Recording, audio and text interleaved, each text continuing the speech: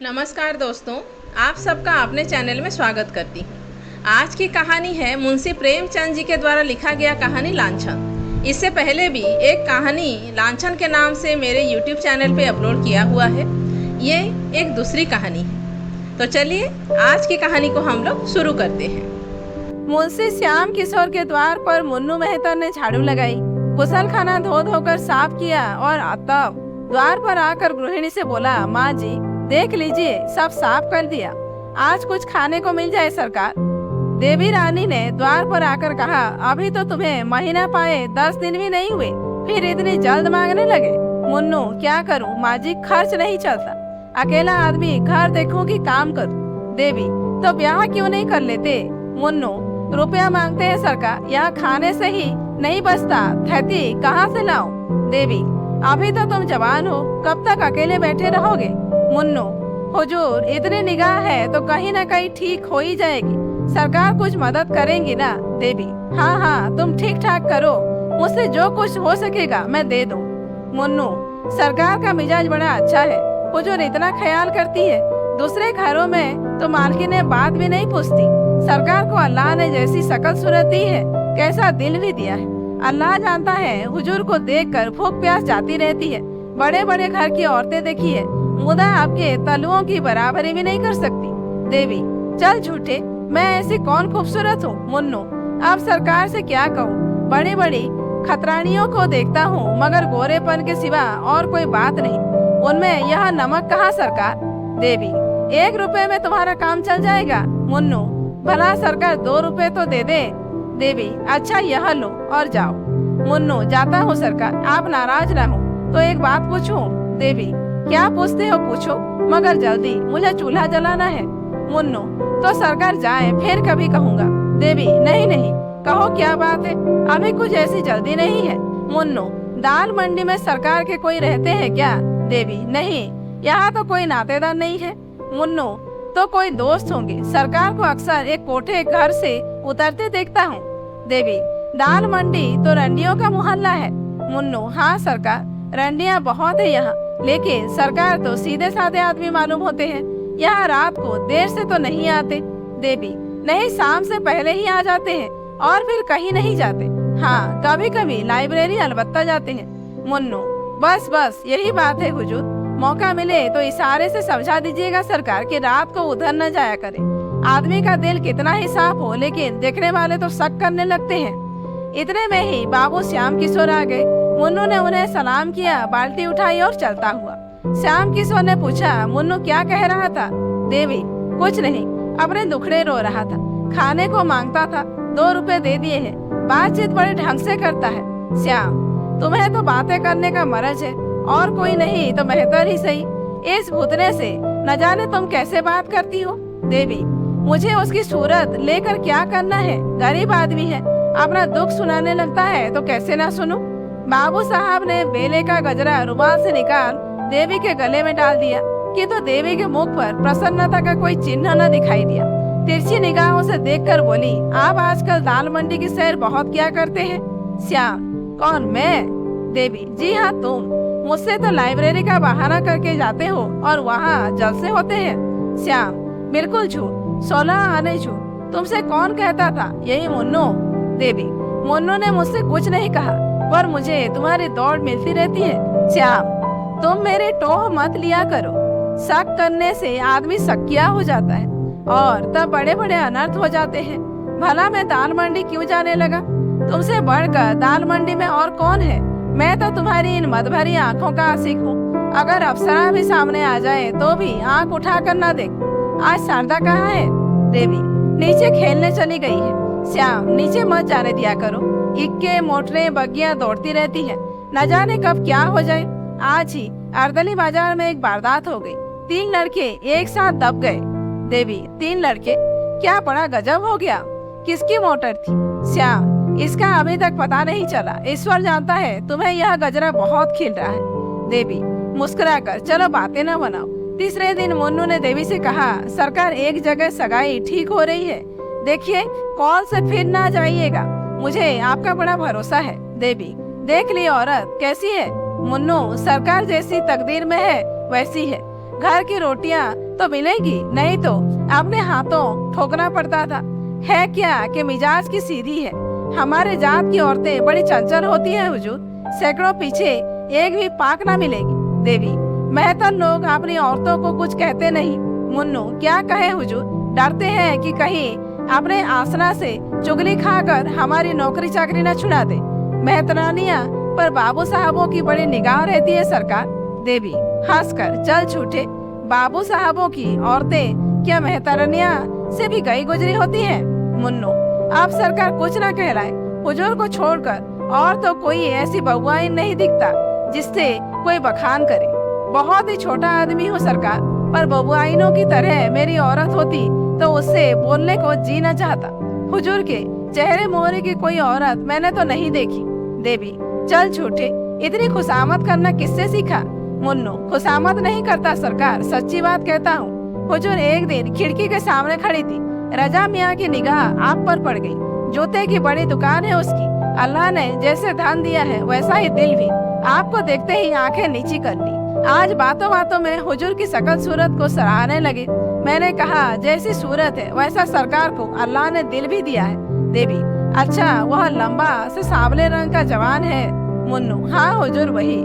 मुझसे कहने लगे कि किसी तरह एक बार फिर उन्हें देख पाता, लेकिन मैंने डांट कर कहा खबरदार मियाँ, जो मुझसे ऐसी बातें की वहाँ तुम्हारी दाल न गलेगी। देवी, तुमने बहुत अच्छा किया। निगोड़े की आंख फूट जाए, जब इधर से जाता है खिड़की की ओर उसकी निगाह रहती है, कह देना इधर भूल कर भी न देखे। मुन्नू, कह दिया है हुजूर, हुक्म हो तो चलो, और तो कुछ साफ नहीं करना है। सरकार के आने की बेला हो गई है, मुझे देखेंगे तो कहेंगे यह क्या बातें कर रहा है। देवी, ये रोटियां लेते जाओ, आज चूल्हे से बच जाओगे। मुन्नू, अल्लाह हुजूर को सलामत रखे। मेरा तो यही जी चाहता है कि इसी दरवाजे पर पड़ा रहूं और एक टुकड़ा खा लिया करूं। सच कहता हूँ, हुजूर को देखकर भूख प्यास जाती रहती है। मुन्नू जा ही रहा था कि बाबू श्याम किशोर ऊपर आ पहुँचे। मुन्नू की पिछली बात उनके कान में पड़ गई थी। मुन्नू ज्यों ही नीचे गया, बाबू साहब देवी से बोले, मैंने तुमसे कह दिया था कि मुन्नू को मुंह न लगाओ, पर तुमने मेरी बात न मानी। छोटे आदमी एक घर की बात दूसरे घर पहुंचा देते हैं, इन्हें कभी मुंह न लगाना चाहिए। भूख प्यास बंद होने की क्या बात थी? देवी, क्या जाने भूख प्यास कैसी, ऐसी तो कोई बात न थी।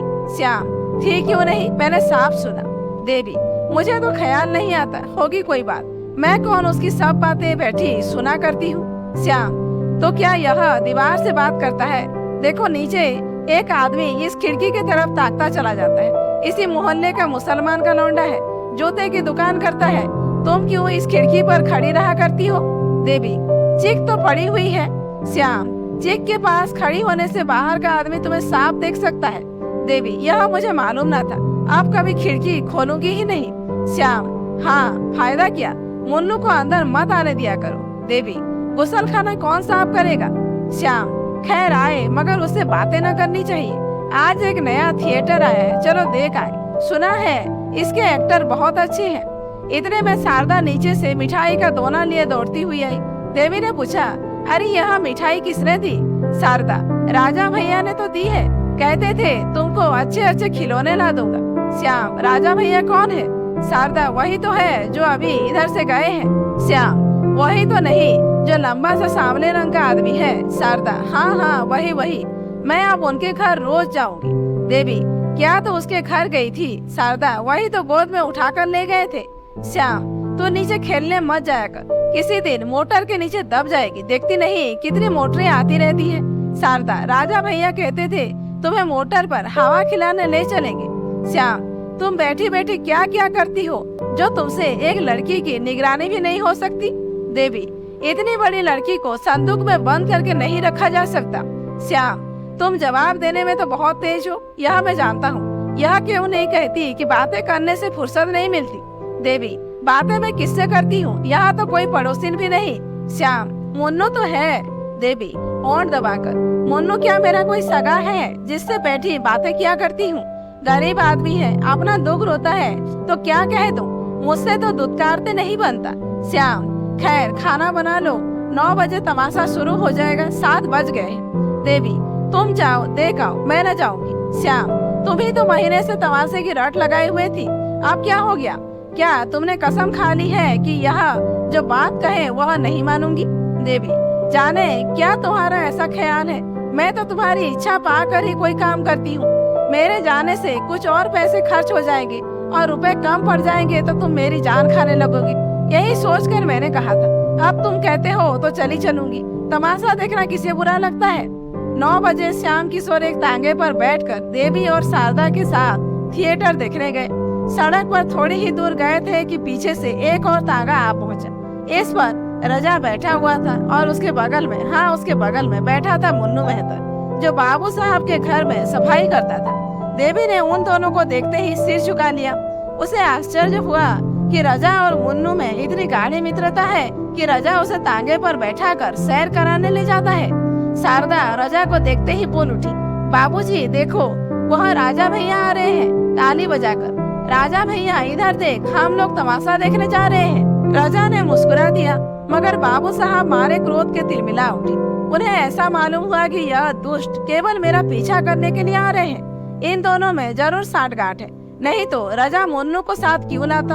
उनसे पीछा छुड़ाने के लिए उन्होंने तांगे वाले से कहा, और तेज से चलो, देर हो रही है। तांगा तेज हो गया। रजा ने भी अपना तांगा तेज किया। बाबू साहब ने जब तांगे को धीमा करने को कहा तो रजा का तांगा भी धीमा हो गया। आखिर बाबू साहब ने झुंझला कर कहा, तुम तांगे को छावनी की ओर ले चलो, हम थिएटर देखने नहीं जाएंगे। तांगे वाले ने उनकी ओर कुतूहल से देखा और तांगा फेर दिया। रजा का तांगा भी फिर गया। बाबू साहब को इतना क्रोध आ रहा था कि रजा को ललकारूं, पर डरते थे कि कहीं झगड़ा हो गया तो बहुत से आदमी जमा हो जाएंगे और व्यर्थ ही झेप होंगी। लहू का घूंट पीकर रह गए। अपने ही ऊपर छुझलाने लगे कि नाहक आया। क्या जानता था कि ये दोनों शैतान सिर पर सवार हो जाएंगे। मुन्नू को तो कल ही निकाल दूंगा। बारे रजा का तांगा कुछ दूर चलकर दूसरी तरफ मुड़ गया और बाबू साहब का क्रोध कुछ शांत हुआ, किंतु अब थिएटर जाने का समय न था। छावनी से घर लौट आए। देवी ने कोठे पर आकर कहा, मुफ्त में तांगे वाले को 2 रुपए देने पड़े। श्याम किशोर ने उसकी ओर रक्त शोषक दृष्टि से देखकर कहा, और मुन्नू से बातें करो और खिड़की पर खड़ी हो कर रजा को छवि दिखाओ। तुम न जाने क्या करने पर तुली हुई हो। देवी, ऐसी बातें मुंह से निकालते तुम्हें शर्म नहीं आती? तुम मेरा व्यर्थ ही अपमान करते हो, इसका फल अच्छा न होगा। मैं किसी मर्द को तुम्हारे पैरों की धूल बराबर भी नहीं समझती। इस अभागे मेहतर की क्या हकीकत है? तुम मुझे इतनी नीच समझते हो? श्याम, नहीं, मैं तुम्हें इतनी नीच नहीं समझता, मगर बेसमझ जरूर समझता हूँ। तुम्हें उस बदमाश को कभी मुंह न लगाना चाहिए था। अब तो तुम्हें मालूम हो गया कि वह छटा हुआ सौदा है, या अभी कुछ शक है? देवी, मैं उसे कल ही निकाल दूंगी। मुंशी जी लेटे, पर चित आसान था। वह दिन भर दफ्तर में रहते थे। क्या जान सकते थे कि उनके पीछे देवी क्या करती है? वह यह जानते थे कि देवी प्रतिव्रता है, पर यह भी जानते थे कि अपनी छवि दिखने में सुंदरियों को मरज होता है। देवी जरूर बन ठन कर खिड़की पर खड़ी होती है और मोहल्ले के सौदे उसको देख देख कर मन में न जाने क्या क्या कल्पना करते होंगे। इस व्यापार को बंद कराना उन्हें अपने काबू से बाहर मालूम होता था। सौदे वशीकरण की कला में निपुण होते हैं। ईश्वर न करे इन बदमाशों की निगाह किसी भले घर की बहू बेटी पर पड़े। इनसे पिंड कैसे छुड़ाऊं? बहुत सोचने के बाद अंत में उन्होंने वह मकान छोड़ देने का निश्चय किया। इसके सिवा उन्हें दूसरा कोई उपाय न सूझा। देवी से बोले, कहो तो यह घर छोड़ दूं? इन सौदों के बीच में रहने से आबरू बिगड़ने का भय है। देवी ने आपत्ति के भाव से कहा, जैसी तुम्हारी इच्छा। श्याम, आखिर तुम ही कोई उपाय बताओ। देवी, मैं कौन सा उपाय बताऊं और किस बात का उपाय? मुझे तो घर छोड़ने की कोई जरूरत नहीं मालूम होती। 1-2 नहीं, लाख 2 लाख सौदे हो तो क्या? कुत्तों के भूखने के भय से भला कोई अपना मकान छोड़ देता है? श्याम, कभी कभी कुत्ते काट भी लेते हैं। देवी ने इसका कोई जवाब न दिया और तर्क करने से पति की दुश्चिंताओं के बढ़ जाने का भय था। यह शक्की तो है ही, न जाने उसका क्या आशय समय बैठे। तीसरे ही दिन श्याम बाबू ने वह मकान छोड़ दिया। इस नए मकान में आने के 1 सप्ताह पीछे एक दिन मुन्नू सिर में पट्टी बांध लाठी से टेकता हुआ आया और आवाज दी। देवी उसकी आवाज पहचान गई, पर उसे दुत्कारा नहीं। जाकर किवाड़ खोल दिए। पुराने घर के समाचार जानने के लिए उसका चित्त लालायित हो रहा था। मुन्नू ने अंदर आकर कहा, सरकार, जब से आपने वह मकान छोड़ दिया, कसम ले लीजिए जो उधर एक बार भी गया हूँ, उस घर को देखकर रोना आने लगता है। मेरा भी जी चाहता है कि इसी मोहल्ले में आऊं। पागलों की तरह इधर उधर मारा मारा फिरा करता हूँ सरकार। किसी काम में जी नहीं लगता, बस हर घड़ी आप ही की याद आती रहती है। हुजूर कितनी परवरिश करती थी, उतनी आप कौन करेगा। यहाँ मकान तो बहुत छोटा है। देवी, तुम्हारे ही कारण तो वहाँ मकान छोड़ना पड़ा। मुन्नू, मेरे कारण? मुझसे कौन सी खता हुई सरकार? देवी, तुम ही तो तांगे पर रजा के साथ बैठे मेरे पीछे पीछे आ रहे थे। ऐसे आदमी पर आदमी का शक होता ही है। मुन्नू, अरे सरकार, उस दिन की बात ना पूछिए। रजा मियाँ को एक वकील साहब से मिलने जाना था। वह छावनी में रहते थे, मुझे भी साथ बिठा लिया। उनका सईस कहीं गया हुआ था। मारे लिहाज के आपके तांगे के आके ना निकलते थे। सरकार उसे सौदा कहती है। उसका सब भला आदमी मोहल्ले भर में नहीं है। 5 वक्त की नमाज पढ़ता है हुजूर, 30 रोजे रखता है। घर में बीवी बच्चे सभी मौजूद हैं। क्या मजाल की किसी पर बदनिगाह हो। देवी, खैर होगा। तुम्हारे सिर में पट्टी क्यों बंधी है? मुन्नू, इसका माजरा ना पूछिए हुजूर। आपकी बुराई करते किसी को देखता हूँ तो बदन में आग लग जाती है। दरवाजे पर जो हलवाई रहता था कहने लगा, मेरे कुछ पैसे बाबूजी पर आते हैं। मैंने कहा, वह ऐसे आदमी नहीं है कि तुम्हारे पैसे हजम कर जाते। बस हुजूर, इसी बात पर तकरार हो गई। मैं तो दुकान के नीचे नाली धो रहा था, वह ऊपर से कूद कर आया और मुझे धकेल दिया। मैं बेखबर खड़ा था, चारों खाने चित सड़क पर गिर पड़ा। चोट तो आई, मगर मैंने भी दुकान के सामने बच्चा को इतनी गालियां सुनाई कि याद ही करते होंगे। अब घाव अच्छा हो रहा है हुजूर। देवी, राम राम। नाहक लड़ाई लेने गए, सीधी सी बात तो थी, कह देते तुम्हारे पैसे आते हैं तो जाकर मांग लाओ। है इसी शहर में ही, दूसरे देश में तो नहीं भाग गए। मुन्नो, हुजूर, आपकी बुराई सुन के नहीं सहा जाता। फिर चाहे वह अपने घर लाट ही क्यों न हो, भीड़ पड़ूंगा। वह महाजन होगा तो अपने घर का होगा। यहाँ कौन उसका दिया खाते हैं। देवी, उस घर में अभी कोई आया कि नहीं? मुन्नो, कई आदमी देखने आए हुजूर, मगर जहाँ आप रह चुकी हैं वहाँ अब दूसरा कौन रह सकता है। हम लोगों ने उन लोगों को भड़का दिया। रजा मियाँ तो हुजूर उसी दिन से खाना पीना छोड़े बैठा है। बिटिया को याद करके रोया करते हैं। हुजूर को हम गरीबों की याद काहे को आती होगी? देवी, याद क्यों नहीं आती? मैं आदमी नहीं हूँ। जानवर तक फांद छूटने पर 2-4 दिन चारा नहीं खाते। यहाँ पैसे लो, कुछ बाजार से लाकर खा लो, भूखे होगे। मुन्नो, हुजूर की दुआ से खाने की तंगी नहीं है। आदमी का दिल देखा जाता है हुजूर, पैसा की कौन बात है। आपका दिया तो खाते ही है। हुजूर का मिजाज ऐसा है कि आदमी बिना कौड़ी का गुलाम हो जाता है। तो अब चलूंगा हुजूर, बाबूजी आते होंगे, कहेंगे यह शैतान यहाँ फिर आ पहुँचा। देवी, अभी उनके आने में बड़ी देर है। मुन्नो, ओहो, एक बात तो भुला ही जाता था। रजा मियाँ ने बिटिया के लिए ये खिलौने दिए थे। बातों में ऐसा भूल गया कि इनकी सुध ही न रही। कहाँ है बिटिया? देवी, अभी तो मदरसे से नहीं आई, मगर इतने खिलौने लाने की क्या जरूरत थी?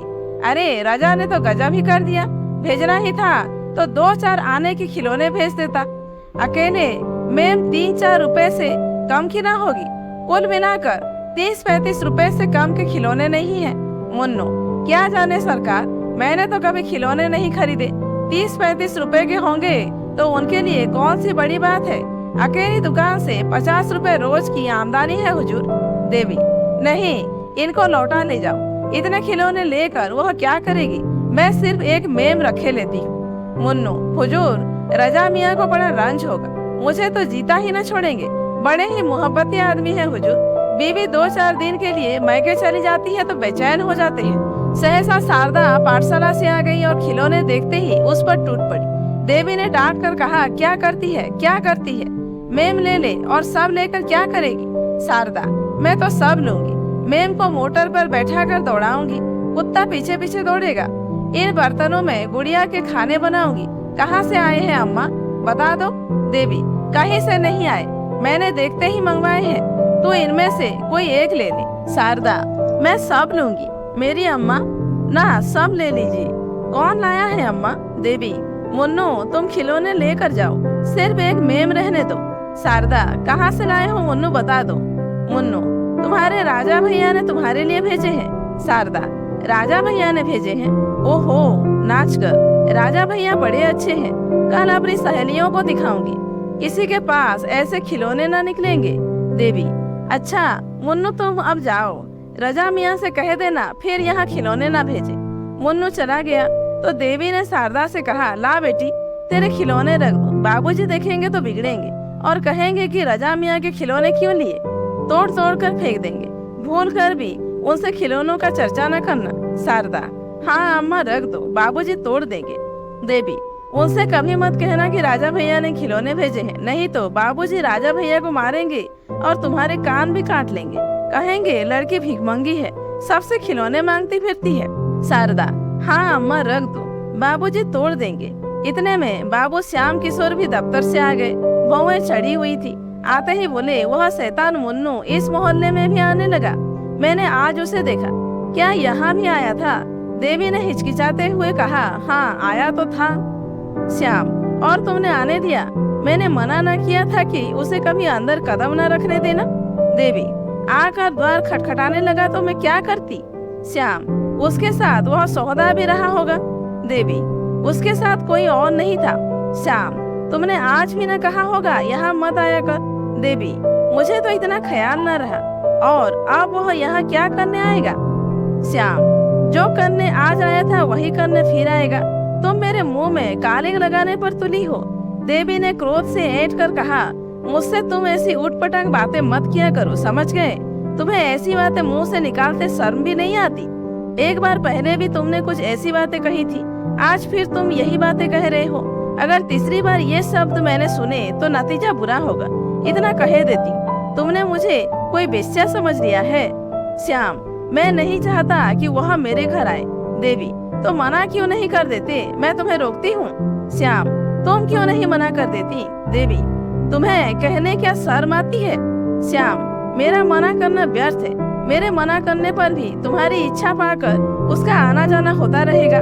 देवी ने ओठ चबाकर कहा, अच्छा अगर वह आता ही रहे तो क्या हानि है, मेहतर सभी घरों में आया जाया करते हैं। श्याम, अगर मैंने मुन्नू को कभी अपने द्वार पर फिर देखा तो तुम्हारी कुशल नहीं, इतना समझाए देता हूँ। यह कहते हुए श्याम किशोर नीचे चले गए और देवी स्तंभित खड़ी रह गई। तब उसका हृदय इस अपमान, लांछन और अविश्वास के आघात से पीड़ित हो उठा। वह फूट फूट कर रोने लगी। उसको सबसे बड़ी चोट जिस बात से लगी वह यह थी कि मेरे पति मुझे इतने नीच, इतने निर्लज समझते हैं, जो काम बेस्या भी न करेगी उसका संदेह मुझ पर कर रहे हैं। श्याम किशोर के आते ही शारदा अपने खिलौने उठाकर भाग गई थी कि कहीं बाबूजी तोड़ न डाले। नीचे जाकर वह सोचने लगी कि इन्हें कहाँ छिपा कर रखूं। वह इसी सोच में थी कि उसकी एक सहेली आंगन में आ गई। शारदा उसे अपने खिलौने दिखाने के लिए आतुर हो गई। इस प्रलोभन को वह किसी तरह ना रोक सकी। अभी तो बाबूजी ऊपर है, कौन इतनी जल्दी आए जाते हैं, तब तक क्यों ना सहेली को अपने खिलौने दिखा दूं। उसने सहेली को बुला लिया और दोनों नए खिलौने देखने में मग्न हो गई कि बाबू श्याम किशोर के नीचे आने की उन्हें खबर न हुई। श्याम किशोर खिलौने देखते ही झपट कर शारदा के पास जा पहुँचे और पूछा, तूने ये खिलौने कहाँ पाए? शारदा की थित्ती बंध गई, मारे भय के थर-थर कांपने लगी, मुंह से एक शब्द भी न निकला। श्याम किशोर ने फिर गरज कर पूछा, बोलती क्यों नहीं, तुझे किसने खिलौने दिए? शारदा रोने लगी। तब श्याम किशोर ने उसे फुसला कर कहा, रो मत, हम तुझे मारेंगे नहीं, तुझसे इतना ही पूछते हैं, तूने ऐसे सुंदर खिलौने कहाँ पाए? इस तरह 2-4 बार दिलासा देने से शारदा को कुछ धैर्य बंधा। उसने सारी कथा कह सुनाई। हाँ अनर्थ, इससे कहीं अच्छा होता कि शारदा मौन ही रहती, उसका गूंगी हो जाना भी इससे अच्छा था। देवी कोई बहाना करके भला सिर से टाल देती, पर होनहार को कौन टाल सकता है। श्याम किशोर के रोम रोम से ज्वाला निकलने लगी।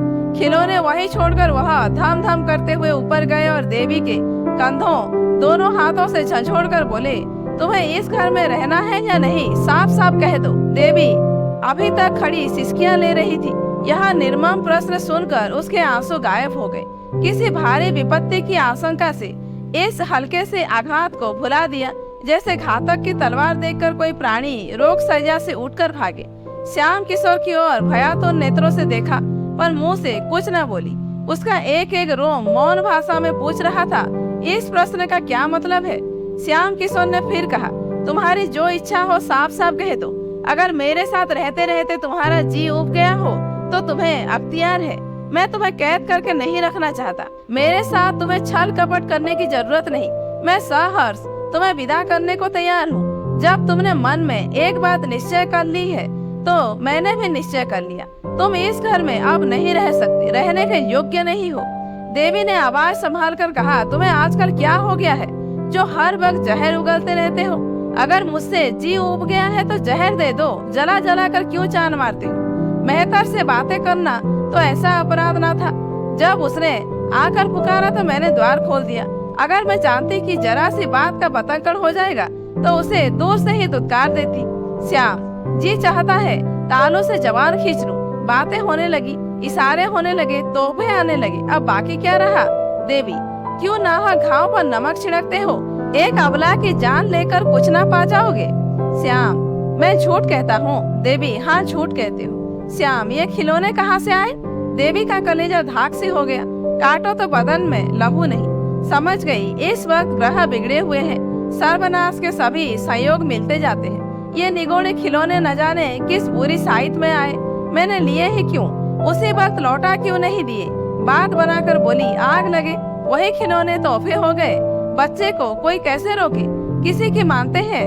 कहती रही मत ले, मगर ना मानी तो मैं क्या करती? हाँ, यह जानती कि इस खिलौनों पर मेरी जान मारी जाएगी तो जबरदस्ती छीन कर फेंक देती। श्याम, इनके साथ और कौन कौन सी चीजें आई हैं? भला चाहती हो तो अभी लाओ। देवी, जो कुछ आया होगा इसी घर में ही होगा। देख क्यों नहीं लेते? इतना बड़ा घर भी नहीं है कि 4 दिन देखते लग जाए। श्याम, मुझे इतनी फुर्सत नहीं है। खैरियत इसी में है कि जो चीजें आई हैं लाकर मेरे सामने रख दो। यह तो हो नहीं सकता कि लड़की के लिए खिलौने आए और तुम्हारे लिए कोई सौगात ना आए। तुम भरी गंगा में कसम खाओ तो भी मुझे विश्वास ना आएगा। देवी, तो घर में देख क्यों नहीं लेते? श्याम किशोर ने घूसा तान कर कहा, कह दिया मुझे फुर्सत नहीं है। सीधे से सारी चीजें ला कर रख दो, नहीं तो इसी दम गला दबाकर मार डालूंगा।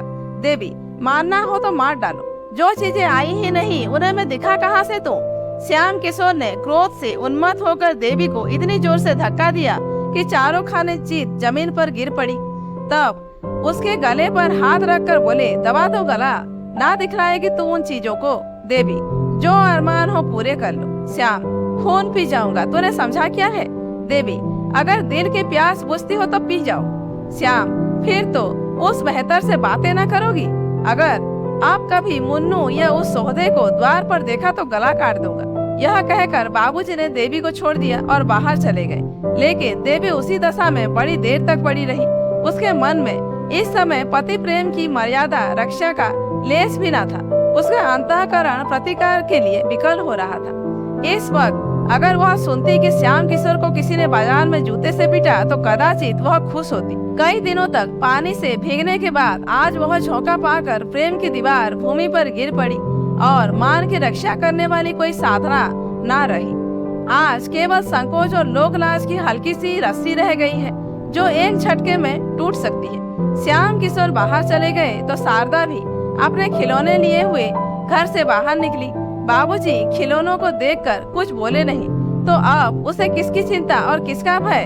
अब वह क्यों ना अपनी सहेलियों को खिलौने दिखाए। सड़क के उस पार एक हलवाई का मकान था। हलवाई की लड़की अपने द्वार पर खड़ी थी। शारदा उसे खिलौने दिखाने चली। बीच में सड़क थी, सवारी गाड़ियों और मोटरों का तांता बंधा हुआ था। शारदा को अपनी धुन में किसी बात का ध्यान न रहा। बालोचित उत्सुकता से भरी हुई वह खिलौने लिए दौड़ी। वह क्या जानती थी कि मृत्यु भी उसी तरह प्राणों का खिलौना खेलने के लिए दौड़ी आ रही है। सामने एक मोटर आती हुई दिखाई दी। दूसरी ओर से एक बग्गी आ रही थी। शारदा ने चाहा दौड़कर उस पार निकल जाए। मोटर ने बिगुल बजाया। शारदा ने जोर मारा कि सामने से निकल जाए, पर होनहार को कौन टालता। मोटर बालिका को रौंदती हुई चली गई। सड़क पर एक मांस की लोथ पड़ी रह गई। खिलौने ज्यों के त्यों थे, उनमें से एक भी ना टूटा था। खिलौने रह गए, खेलने वाले चला गया। दोनों में कौन स्थायी है और कौन अस्थायी, इसका फैसला कौन करे? चारों ओर से लोग दौड़ पड़े। अरे, यह तो बाबूजी की लड़की है जो ऊपर वाले मकान में रहते हैं। लोथ कौन उठाए? एक आदमी ने लपक कर द्वार पर पुकारा, बाबूजी, आपकी लड़की को सड़क पर नहीं खेल रही थी, जरा नीचे तो आ जाइए। देवी ने छज्जे पर खड़े होकर सड़क की ओर देखा तो शारदा की लौथ पड़ी हुई थी। चीख मारकर वह बेतहाशा नीचे दौड़ी और सड़क पर आकर बालिका को गोद में उठा लिया। उसके पैर कांपने लगे। इस वज्रपात ने उसे स्तंभित कर दिया। रोना भी न आया। मोहल्ले के कई आदमी पूछने लगे, बाबूजी कहाँ गए हैं, उनको कैसे बुलाया जाए। देवी क्या जवाब देती, वह तो संज्ञाहीन हो गई थी। लड़की की लाश गोद में लिए उसके रक्त से अपने वस्त्रों को भिगोती आकाश की ओर ताक रही थी, मानो देवता से पूछ रही हो, क्या सारी विपत्तियां मुझी पर। अंधेरा होता जाता था पर बाबूजी का पता नहीं, कुछ मालूम भी नहीं वह कहाँ गए हैं। धीरे धीरे 9 बजे पर अब तक बाबूजी न लौटे। इतनी देर तक बाहर न रहते थे, क्या आज ही उन्हें भी गायब होना था। 10 बज गए, अब देरी होने लगी। उसे लड़की की मृत्यु का इतना दुख न था जितना अपनी असमर्थता का था। वह कैसे सबकी दाह क्रिया करेगी, कौन उसके साथ जाएगा। क्या इतनी रात हो गई उसके साथ चलने पर तैयार होगा। अगर कोई न गया तो क्या उसे अकेले ही जाना पड़ेगा। क्या रात भर लोथ पड़ी रहेगी। ज्यों त्यों सन्नाटा होता जाता था। देवी का भय होता था। वह पछता रही थी कि शाम ही को क्यों ना इसे लेकर चली गई। 11 बजे थे। सहसा किसी ने द्वार खोला। देवी उठकर खड़ी हो गई, समझी बाबूजी आ गए। उसका हृदय उमड़ आया और वह रोती हुई बाहर आई। पर आह, यह बाबूजी न थे, ये पुलिस के आदमी थे जो इस मामले की तहकीकात करने आए थे। 5 बजे की घटना थी। तहकीकात होने लगी 11 बजे। आखिर थानेदार भी तो आदमी है, वहाँ भी तो संध्या समय घूमने फिरने जाता ही है। घंटे भर तक तहकीकात होती रही। देवी ने देखा अब संकोच से काम न चलेगा। थानेदार ने उससे जो कुछ पूछा उसका उत्तर उसने निसंकोच भाव से दिया। जरा भी न शर्माई, जरा भी न झिझकी। थानेदार भी दंग रह गया। जब सबके बयान लिखकर दरोगा जी चलने लगे तो देवी ने कहा, आप उस मोटर का पता लगाएंगे। दरोगा, अब तो शायद ही उसका पता लगे। देवी, तो उसको कुछ सजा न होगी। दरोगा, मजबूरी है, किसी को नंबर भी तो मालूम नहीं। देवी, सरकार इसका कुछ इंतजाम नहीं करती, गरीबों के बच्चे इसी तरह कुचले जाते रहेंगे। दरोगा, इसका क्या इंतजाम हो सकता है, मोटरें तो बंद नहीं हो सकती। देवी, कम से कम पुलिस वालों को यह तो देखना चाहिए कि शहर में कोई बहुत तेज न चलाए। मगर आप लोग ऐसा क्यों करने लगे। आपके अफसर भी तो मोटरों पर बैठते हैं। आप उनकी मोटरें रोकेंगे तो नौकरी कैसे रहेगी। थानेदार लज्जित हो चला गया। जब लोग सड़क पर पहुंचे तो एक सिपाही ने कहा, महरिया बड़ी टन दिखात है। थानेदार, अजी जी, इसने तो मेरा नाटका बंद कर दिया। किस गजब का हुस्न पाया है। मगर कसम ले ले, जो मैंने एक बार भी उसकी तरह निगाह की हो, ताकने की हिम्मत ही ना पड़ती थी। बाबू श्याम किशोर 12 बजे के बाद नशे में चूर घर पहुँचे। उन्हें यह खबर रास्ते ही में मिल गई थी। रोते हुए घर में दाखिल हुए। देवी भरी बैठी थी। सोच रखा था आज चाहे जो हो जाए पर फटकारूंगी जरूर। पर उनको रोते देखा तो सारा गुस्सा गायब हो गया। खुद भी रोने लगी। दोनों बड़ी देर तक रोते रहे। इस विपत्ति में दोनों के हृदय को एक दूसरे की ओर बड़े जोर से खींचा। उन्हें ऐसा ज्ञात हुआ कि उनमें फिर पहले का सा प्रेम जागृत हो गया है। प्रातःकाल जब लोग दाह क्रिया करके लौटे तो श्याम किशोर ने देवी की ओर स्नेह से देखकर करुण स्वर में कहा, तुम्हारा जी अकेले कैसे लगेगा। देवी, तुम 10-5 दिन की छुट्टी न ले सकोगे। श्याम, यही तो मैं भी सोचता हूँ, 15 दिन की छुट्टी ले लूं। श्याम बाबू दफ्तर छुट्टी लेने चले गए। इस विपत्ति में भी आज देवी का हृदय जितना प्रसन्न था उतना उधर महीनों से ना हुआ। बालिका को खोकर वह विश्वास और प्रेम पा गई थी और यह उसके आंसू पोंछने के लिए कुछ कम न था। आह अभागिनी, खुश मत हो। तेरे जीवन का वह अंतिम कांड होना अभी बाकी है जिसकी आज तू कल्पना भी नहीं कर सकती। दूसरे दिन बाबू श्याम किशोर घर पर ही थे कि मुन्नू ने आकर सलाम किया। श्याम किशोर ने जरा कड़ी आवाज में पूछा, क्या है जी, तुम क्यों बार बार यहाँ आया करती हो। मुन्नू बड़े दीन भाव से बोला, मालिक, कल की बात जो सुनता है उसी को रंज होता है। मैं तो हुजूर का गुलाम ठहरा, अब नौकर नहीं हो तो क्या, सरकार का नमक तो खा चुका हूँ। भला वह कभी हड्डियों से निकल सकता है। कभी कभी हाल हवाल पूछने आ जाता हूँ। जब से कल वाली बात सुनी है हुजूर ऐसा कलक हो रहा है कि क्या कहूँ। कैसी प्यारी प्यारी बच्ची थी कि देखकर दुख दूर हो जाता था। मुझे देखते ही मुन्नू मुन्नू करके दौड़ती थी। जब गैरों का यह हाल है तो हुजूर के दिन पर तो बीत रही होंगी, हुजूर ही जानते होंगे। श्याम बाबू कुछ नर्म होकर बोले, ईश्वर की मर्जी में इंसान का क्या चारा। मेरा तो घर ही अंधेरा हो गया, अब यहाँ रहने को जी नहीं चाहता। मुन्नू, मालकिन तो और भी बेहाल होंगी। श्याम, हुआ ही चाहे, मैं तो उसे शाम सवेरे खिला लिया करता था। माँ तो दिन भर साथ रहती थी। मैं तो काम धंधों में भूल भी जाऊंगा, वह कहाँ भूल सकती है। उनको तो सारी जिंदगी का रोना है। पति को मुन्नू से बातें करते हुए सुनकर देवी के कोठे पर आंगन की ओर देखा। मुन्नू को देखकर उसकी आंखों में बेबख्तियार आंसू भर आए। बोली, मुन्नू, मैं तो लूट गई। मुन्नू, हुजूर अब सबर कीजिए, रोने धोने से क्या फायदा। यही सब अंधेर देखकर तो कभी कभी अल्लाह मियाँ को जालिम कहना पड़ता है। जो बेईमान है, दूसरों का गला काटते फिरते हैं, उनसे अल्लाह मियाँ भी डरते हैं। जो सीधे और सच्चे हैं, उन्हीं पर आफत आती है। मुन्नू देवी को दिलासा देता रहा। श्याम बाबू भी उसकी बातों का समर्थन करते जाते थे। जब वह चला गया तो बाबू साहब ने कहा, आदमी तो कुछ बुरा नहीं मालूम होता। देवी ने कहा, मोहब्बती आदमी है, रंज ना होता तो यहाँ क्यों आता। 15 दिन गुजर गए। बाबू साहब फिर दफ्तर जाने लगे। मुन्नू इस बीच में फिर कभी ना आया। अब तक तो देवी का दिन पति से बातें करने में कट जाता था, लेकिन अब उनके चले जाने पर उसे बार बार शारदा की याद आती। प्रायः सारा दिन रोते ही करता था। मोहल्ले की 2-4 नीच जाति की औरतें आती थी, लेकिन देवी का उनसे मन न मिलता था। वे छोटी सहानुभूति दिखाकर देवी से कुछ ऐंठना चाहती थी। एक दिन कोई 4 बजे मुन्नू फिर आया और आंगन में खड़ा होकर बोला, मालकिन, मैं हूँ मुन्नू, जरा नीचे आ जाइएगा। देवी ने ऊपर ही से पूछा, क्या काम है, कहो तो। मुन्नू, जरा आइए तो। देवी नीचे आई तो मुन्नू ने कहा, रजा मियाँ बाहर खड़े हैं और हुजूर से मातम पुरसी करते हैं। देवी ने कहा, जाकर कह दो, ईश्वर की जो मर्जी थी वो हुई। रजा दरवाजे पर खड़ा था।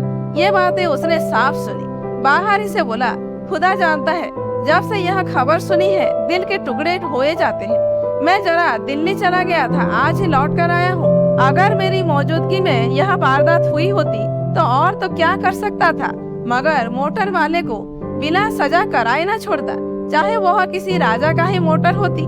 सारा शहर छान डालता। बाबू साहब चुपके होके बैठे रहे। यह भी कोई बात है, मोटर चलाकर क्या कोई किसी की जान ले लेगा। फूल सी मासूम बच्ची को जालिमों ने मार डाला। हाय, अब कौन मुझे राजा भैया कहकर पुकारेगा। खुदा की कसम, उसके लिए दिल्ली से टोकरी भर खिलौने ले आया हूँ। क्या जानता था कि यहाँ यह सितम हो गया। मुन्नू देख, यह ताबीज ले जाकर बहू जी को दे दे, इसे अपने जूड़े में बांध लेगी। खुदा ने चाहा तो उन्हें किसी तरह की दहशत या खटका न रहेगा। उन्हें बुरे बुरे ख्वाब दिखाई देते होंगे, रात को नींद उचट जाती होगी, दिल घबराया करता होगा। ये सारी शिकायतें इस ताबीज से दूर हो जाएंगी। मैंने एक पहुंचे हुए फकीर से यह ताबीज लिखाया है। इसी तरह रजा और मुन्नू उस वक्त तक एक न एक बहाने से द्वार से न टले, जब तक बाबू साहब आते न दिखाई दिए। श्याम किशोर ने उन दोनों को जाते देख लिया। ऊपर जाकर गंभीर भाव से बोले, रजा क्या करने आया था। देवी, यूं ही मातम पुरसी करने आया था। आज दिल्ली से आया है, यह खबर सुनकर दौड़ा आया था। श्याम, मर्द मर्दों से मातम पुरसी करते हैं या औरतों से। देवी, तुम न मिले तो मुझे से शोक प्रकट करके चला गया। श्याम, इसके यह माने है कि जो आदमी मुझसे मिलने आए वह मेरे न रहने पर तुमसे मिल सकता है, इसमें कोई हरज नहीं, क्यों। देवी, सबसे मिलने में थोड़े ही जा रही हूँ। श्याम, तो रजा क्या मेरा साला है या ससुरा। देवी, तुम तो जरा जरा सी बात पर झल्लाने लगते हो। श्याम, यह जरा सी बात है। एक भले घर की स्त्री एक सोहदे से बात करे, यह जरा सी बात है तो बड़ी सी बात किसे कहते हैं। यह जरा सी बात नहीं है कि यदि मैं तुम्हारी गर्दन घोट दूं तो मुझे पाप न लगेगा। देखता हूँ फिर तुमने वही रंग पकड़ा। इतनी बड़ी सजा पाकर भी तुम्हारी आंखें नहीं खुली। अब की क्या मुझे ले बीतना चाहती हो। देवी सन्नाटे में आ गई। एक तो लड़की का शौक, उस पर यह अपशब्दों की बौछार और भाषण आक्षेप। उसके सिर में चक्कर सा आ गया, बैठकर रोने लगी। इस जीवन से तो मौत कहीं अच्छी। केवल यही शब्द उसके मुंह से निकले। बाबू साहब गरज कर बोले, यही होगा, मत घबराओ, मत घबराओ, यही होगा। तुम मरना चाहती हो तो मुझे भी तुम्हारे अमर होने की आकांक्षा नहीं है। जितनी जल्द तुम्हारे जीवन का अंत हो जाए उतना ही अच्छा। कुल में कलंक तो ना लगेगा। देवी ने सिसकियां लेते हुए कहा, क्यों एक अबला पर इतना अन्याय करती हो। तुम्हें जरा भी दया नहीं आती। श्याम, मैं कहता हूँ चुप रहे। देवी, क्यों चुप रहूं, क्या किसी की जबान बंद कर दोगे। श्याम फिर बोले जाती है, मैं उठकर सिर तोड़ दूंगा। देवी, क्यों सिर तोड़ देगे। कोई जबरदस्ती है? श्याम, अच्छा तो बुला देखे तेरा कौन हिमायती है। यह कहते हुए बाबू साहब झल्ला कर उठे और देवी को कई थप्पड़ और घूंसे लगा दिए, मगर वह न रोई न चिल्लाई, न जबान से एक शब्द निकाला। केवल अर्थ शून्य नेत्रों से पति की ओर ताकती रही, मानो यह निश्चय करना चाहती थी कि यह आदमी है या कुछ और। जब श्याम किशोर मार पीट कर अलग खड़े हो गए तो देवी ने कहा, दिल के अरमान अभी न निकले हों तो और निकाल लो, फिर शायद यह अवसर न मिले। श्याम किशोर ने जवाब दिया, सिर काट लूंगा। सिर? तू है किस फेर में? यह कहते हुए नीचे चले गए। झटके के साथ किवाड़ खोले, धमाके के साथ बंद किए और कहीं चले गए। अब देवी की आंखों के आंसू की नदी बहने लगी। रात के 10 बज गए पर श्याम किशोर घर न लौटे। रोते रोते देवी की आंखें सूज गई। क्रोध में मयूर स्मृतियों का लोप हो जाता है। देवी को ऐसा ज्ञात होता है कि श्याम किशोर को उसके साथ कभी प्रेम ही न था। हाँ, कुछ दिनों वह उसका मुंह अवश्य जोहते रहते थे, लेकिन वह बनावटी प्रेम था। उसके यौवन का आनंद लूटने ही के लिए उससे मीठी मीठी प्यार की बातें की जाती थी। उसे छाती से लगाया जाता था, उसे कलेजे पर सुलाया जाता था। वह सब दिखावा था, स्वांग था। उसे याद ही न आता था कि कभी उसे सच्चा प्रेम किया गया हो। अब वह रूप नहीं रहा, वह यौवन नहीं रहा, वह नवीनता नहीं रही। फिर उसके साथ क्यों ना अत्याचार किए जाए। उसने सोचा, कुछ नहीं, अब इनका दिल मुझसे फिर गया है, नहीं तो क्या इस जरा सी बात पर यूं मुझ पर टूट पड़ते। कोई ना कोई लांछन लगाकर मुझसे गला छुड़ाना चाहते हैं, यही बात है।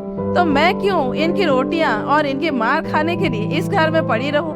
जब प्रेम ही नहीं रहा तो मेरे यहाँ रहने को धिक्कार है। मैके में कुछ ना सही, यह दुर्गति तो ना होगी। इनकी यही इच्छा है तो यही सही, मैं भी समझ लूंगी कि विधवा हो गई। ज्यों ज्यों रात गुजरती थी देवी के प्राण सूखे जाते थे। उसे वह धड़का समाया हुआ था कि कहीं वह आकर फिर न मारपीट शुरू कर दे। कितने क्रोध में भरे हुए यहाँ से गए हैं। बाहरी तकदीर अब मैं इतनी नीच हो गई कि मेहतरों से, जूते वालों से आसनाई करने लगी। इस भले आदमी को ऐसी बातें मुंह से निकालते शर्म भी नहीं आती। ना जाने इनके मन में ऐसी बातें कैसे आती है। कुछ नहीं, यह स्वभाव के नीच, दिल के मैले, स्वार्थी आदमी है। नीचों के साथ नीच ही बनना चाहिए। मेरी भूल थी, इतने दिनों में इनकी घुड़कियां सहती रही। जहाँ इज्जत नहीं, मर्यादा नहीं, प्रेम नहीं, विश्वास नहीं, वहाँ रहना बेहयाई है। कुछ में इनके हाथ बिक तो नहीं गई कि वह जो चाहे करे, मारे काटे, पड़ी सहा करूं। सीता जैसी पत्नियां होती थी तो राम जैसे पति भी तो होते थे। देवी को ऐसी शंका होने लगी कि कहीं श्याम किशोर आते सचमुच उसका गला न दबा दे या छुरी भोंक दे। वह समाचार पत्रों में ऐसी कई हरजाइयों की खबरें पढ़ चुकी थी। शहर ही में ऐसी कई घटनाएं हो चुकी थी। मारे भय के थरथरा उठी। यहाँ रहने से प्राणों की कुशल न थी। देवी ने कपड़ों की एक छोटी सी बकुची बीती और सोचने लगी, यहाँ से कैसे निकलूं और फिर यहाँ से निकल कर जाऊं कहाँ। कहीं इस वक्त मुन्नू का पता लग जाता तो बड़ा काम निकलता। वहाँ मुझे क्या मैके न पहुँचा देता। एक बार मैके पहुँच जाती फिर तो लाला सिर पटक कर रह जाए, भूल कर भी ना आऊं। यहाँ भी क्या याद करेंगे। रुपए क्यों छोड़ दूं जिसमें यह मजे से गुलछरे उड़ाए। मैंने ही तो काट छाट कर जमा किए हैं। इनकी कौन सी ऐसी बड़ी कमाई थी। खर्च करना चाहती तो कौड़ी न बचाती, पैसा बचाती रहती थी। देवी ने जाकर नीचे से किवाड़ बंद कर दिए। फिर संदूक खोलकर अपने सारे जेवर और रुपए निकालकर बकुची में बांध लिए। सबके सब करेंसी नोट थे। विशेष बोझ भी न हुआ। एकाएक किसी ने सदर दरवाजे में जोर से धक्का मारा। देवी सहम उठी। ऊपर से झांक कर देखा, श्याम बाबू थे। उसकी हिम्मत न पड़ी कि जाकर द्वार खोल दे। फिर तो बाबू साहब ने इतने जोर से धक्के मारने शुरू किए मानो किवाड़ ही तोड़ डालेंगे। इस तरह द्वार खुलवाना ही उनके चित्त की दशा को साफ प्रकट कर रहा था। देवी शेर के मुंह में जाने का साहस न कर सकी। आखिर श्याम किशोर ने चिल्लाकर कहा, ओ डैम, किवाड़ खोल, वो ब्लडी किवाड़ खोल, अभी खोल। देवी की रही सही हिम्मत जाती रही। श्याम किशोर नशे में चूर थे। होश में शायद दया आ जाती, इसलिए शराब पीकर आए हैं। किवाड़ तो न खोलूंगी, चाहे तोड़ ही डालो। अब तुम मुझे इस घर में पाओगे ही नहीं, मारोगे कहाँ से। तुम्हें खूब पहचान गई। श्याम किशोर 15-20 मिनट तक शोर मचाते और किवाड़ हिलाने के बाद उल जलूल बकते चले गए। 2-4 पड़ोसियों ने फटकारे भी सुनाई। आप भी तो पढ़े लिखे आदमी होकर आधी रात को घर चलते हैं। नींद ही तो है, नहीं खोलती तो क्या कीजिएगा। जाइए किसी यार दोस्त के घर लेट रही है, सवेरे आइएगा। श्याम किशोर के जाते ही देवी ने बकुची उठाई और धीरे धीरे नीचे उतरी। जरा देर उसने कान लगाकर आहट ली कि कहीं श्याम किशोर खड़े तो नहीं है। अब विश्वास हो गया कि वह चले गए तो धीरे से द्वार खोला और बाहर निकल आई। उसे जरा भी क्षोभ, जरा भी दुख न था। वह केवल एक इच्छा थी कि यहाँ से बचकर भाग जाऊं। कोई ऐसा आदमी न था जिस पर वह भरोसा कर सके, जो इस संकट में काम आ सके। था तो बस वही मुन्नू मेहतर। अब उसी के मिलने पर उसकी सारी आशाएं अवलंबित थी। उसी से मिलकर वह निश्चय करेगी कि कहाँ जाए, कैसे रहे। मैके जाने का अब इसका इरादा न था। उसे भय होता था कि मैके में श्याम किशोर से वह अपनी जान न बचा सकेगी। उसे यहाँ न पाकर वह अवश्य उसके मैके जाएंगे और उसे जबरदस्ती खींच लाएंगे। वह सारी यातनाएं, सारे अपमान सहने को तैयार थी। केवल श्याम किशोर की सूरत नहीं देखना चाहती थी। प्रेम अपमानित होकर द्वेष में बदल जाता है। थोड़े ही दूर पर चौराहा था। कई तांगे वाले खड़े थे। देवी ने एक इक्का किया और उससे स्टेशन चलने को कहा। देवी ने रात स्टेशन पर काटी। प्रातः काल उसने एक तांगा किराए पर किया और पर्दे में बैठकर चौक जा पहुंची। अभी दुकानें न खुली थी, लेकिन पूछने से रजा मियाँ का पता चल गया। उसकी दुकान पर एक लौंडा झाड़ू दे रहा था। देवी ने उसे बुलाकर कहा, जाकर रजा मियाँ से कह दे कि शारदा की अम्मा तुमसे मिलने आई है, अभी चलिए। 10 मिनट में रजा और मुन्नू आ पहुँचे। देवी ने सजल नेत्र होकर कहा, तुम लोगों के पीछे मुझे घर छोड़ना पड़ा। कल रात को तुम्हारा मेरे घर आना गजब हो गया। जो कुछ हुआ वह फिर न कहूँगी। मुझे कहीं एक घर दिला दो। घर ऐसा हो कि बाबू साहब को मेरा पता न मिले, नहीं तो वह मुझे जीती न छोड़ेंगे। रजा ने मुन्नू की ओर देखा, मानो कह रहा हो, देखो चाल कैसी ठीक थी।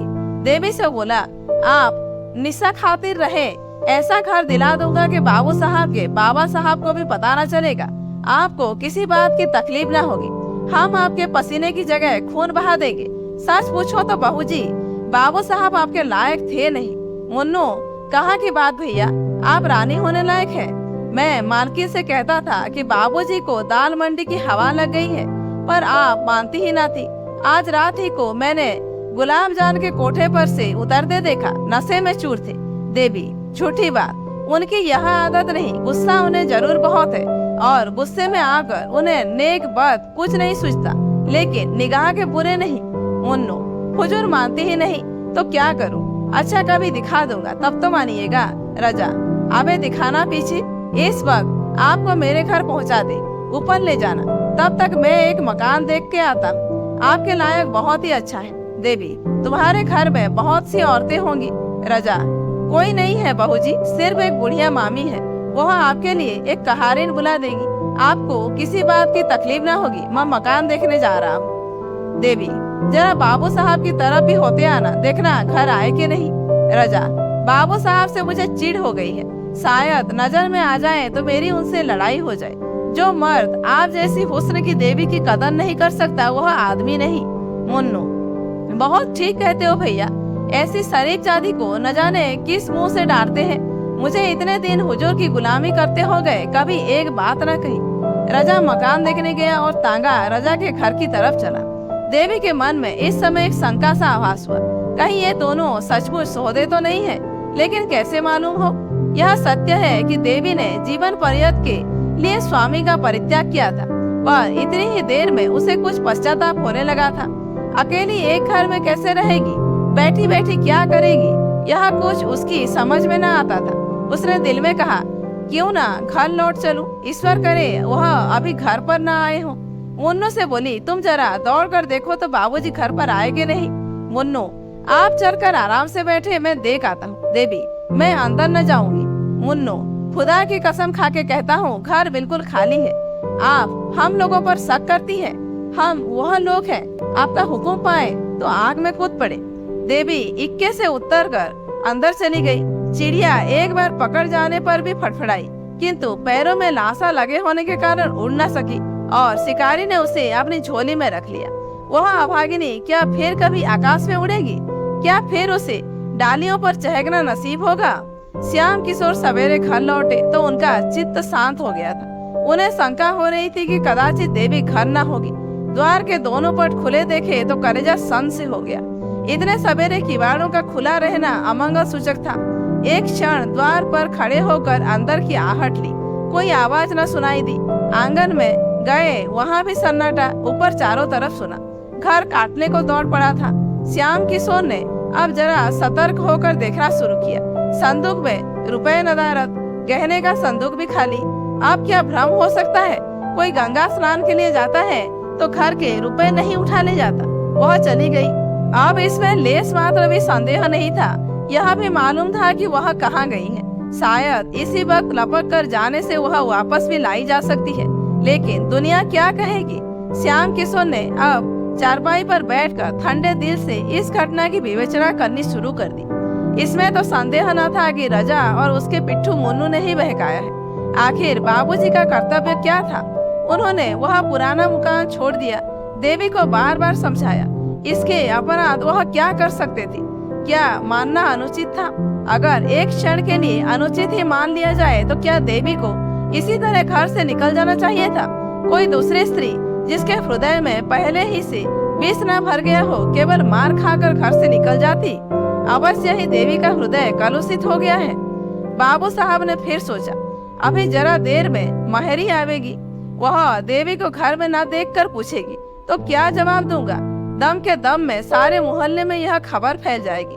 हाय भगवान, क्या करूं? श्याम किशोर के मन में इस वक्त जरा भी पश्चाताप, जरा भी दया न थी। अगर देवी किसी तरह उन्हें मिल सकती तो वह उसकी हत्या कर डालने में जरा भी पश्चाताप न करती। उसका घर से निकल जाना चाहे आवेश के सिवा उसका और कोई कारण न हो, उनकी निगाह में अक्षम था।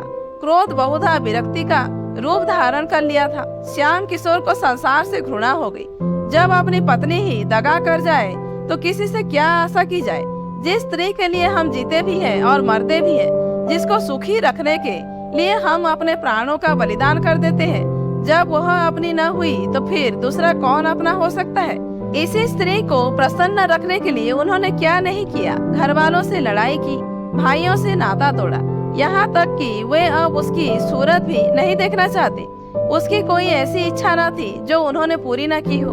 उसका जरा सा सिर भी दुखता था तो उनके हाथों के तोते उड़ जाते थे। रात की रात उसकी सेवा शुश्रूषा में बैठे रह जाते थे। वही स्त्री आज उनसे दगा कर गई। केवल एक गुंडे के बहकाने में आकर उनके मुंह में कालिक लगा गई। गुंडों पर इल्जाम लगाना तो एक प्रकार से मन को समझाना है। जिसके दिल में खोट न हो उसे कोई क्या बहका सकता है? जब इस स्त्री ने धोखा दिया तो फिर समझना चाहिए कि संसार में प्रेम और विश्वास का अस्तित्व ही नहीं। यह केवल भावुक प्राणियों की कल्पना मात्र है। ऐसे संसार में रहकर दुख और दुराशा के सिवा और क्या मिलता है? हाँ दुष्टा, ले, आज से तू स्वतंत्र है, जो चाहे कर। अब कोई तेरा हाथ पकड़ने वाला नहीं रहा। जिसे तू प्रियतम कहते नहीं सकती थी, उसके साथ तूने यह कुटिल व्यवहार किया। चाहूँ तो तुझे अदालत में घसीटकर इस पाप का दंड दे सकता हूँ, मगर क्या फायदा? इसका फल तुझे ईश्वर देंगे। श्याम किशोर चुपचाप नीचे उतरे। ना किसी से कुछ कहा ना सुना, द्वार खुले छोड़ दिए और गंगा तट की ओर चले। तो दोस्तों, आज की कहानी यहीं पर समाप्त होती है। कहानी कैसी लगी कमेंट करके जरूर बताइए। अच्छी लगी हो तो एक लाइक कीजिए, जानने वालों को शेयर कीजिए और ऐसे ही वीडियोज आगे देखने के लिए मेरे चैनल को सब्सक्राइब करना मत भूलिए।